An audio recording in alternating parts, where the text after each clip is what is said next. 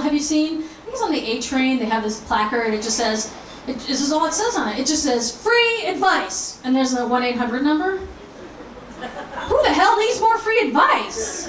Really, right? Like if you were not raised an orphan or completely away from organized religion, haven't you had enough free advice in your life, really? Like, like I've gotten some interesting free advice at my website. When I was on Penn and Teller Bullshit, it really drew an interesting crowd because I didn't even know, you see, I did not even know that dyke could be spelled with 3 I's. And somebody wrote, you know, you should just die. You should just die. You are a freak of nature. And I was like, no, I didn't say fuck them. I said, obviously you don't know me. You don't know my family, or you would know I'm a freak of nurture.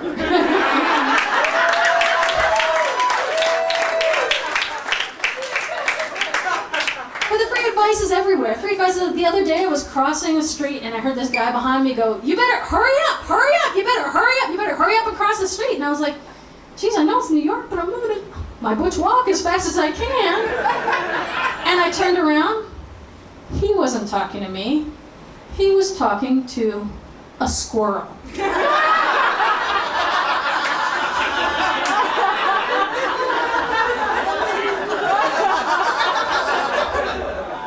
Now you tell me how much of a control freak you have to be to give street crossing advice to an urban rodent. Right? You know, I'm actually fascinated with the animal life of New York City, like the whole phenomena of during the summer when the garbage is completely covered in rats and it just looks like it's like alive. It's fascinating to me. And I was with some friends and I tried to take a picture of these 2 rats fighting, right? And then I started kind of have compunction about it. I was like, oh, maybe that's not nice, right? That's not nice to like take a picture of rats while in the middle of fighting. And I was like, Kelly, what are you gonna do? Do conflict management with the rats, right? Use your squeaks! Use your squeaks! That's not even my joke. That was a live journal comment somebody left for me. So, yeah, tons and tons of free advice. The other way that people give free, well, like for example, when I was living on a houseboat, I got a ton of free advice from my friends. Like for example, they'd call me when it was raining, right? Raining really hard, and they'd be like, Kelly, you've got to leave the boat. The river is flooding.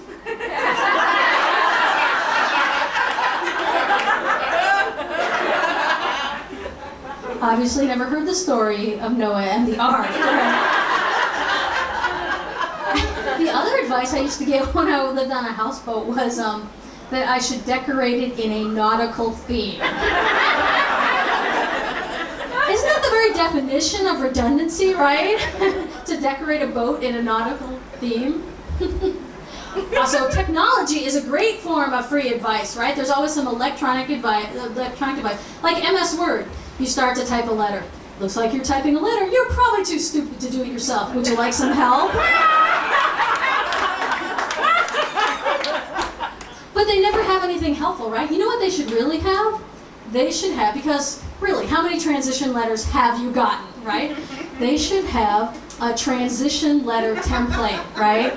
You would start to write, you say, dear blah blah, it says, looks like you're trying to assert your essential gender identity. Would you like some help? Like that.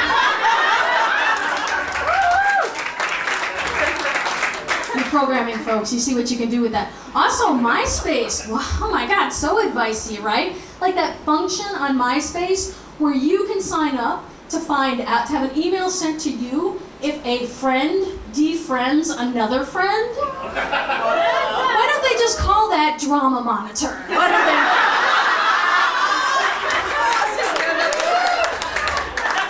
Yeah, and thanks to Twitter, now we can hear the up-to-date news of our friend's breakup. I still hate her, 978. 978, is that a time? I guess you feel like it's 978 when you just broke up. 10:02, I still hate her. 10:04, you guys better not sleep with her. 10:06, I hate her.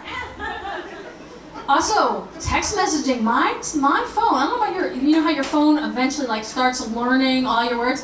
Like, for example, the other day I was trying to text DI and I was trying to text did, and it filled in LDO exclamation point.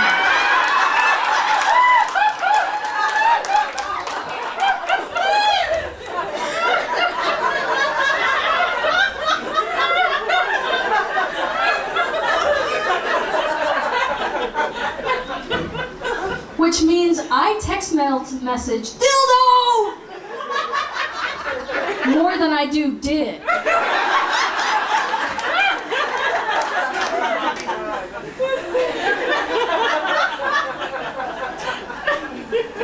But most of the time, advice is couched in a question, right? It's couched in a question, so it's not really advice, they're just asking.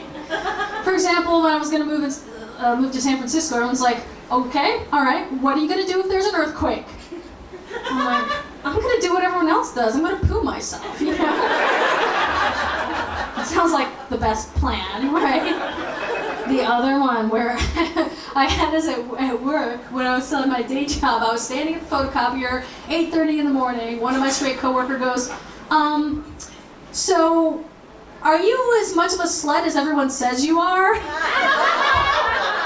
Obviously advice, right? Fine. Because really, 8:30 in the morning in your office, it's way too early to discuss sex positivity, really, you know.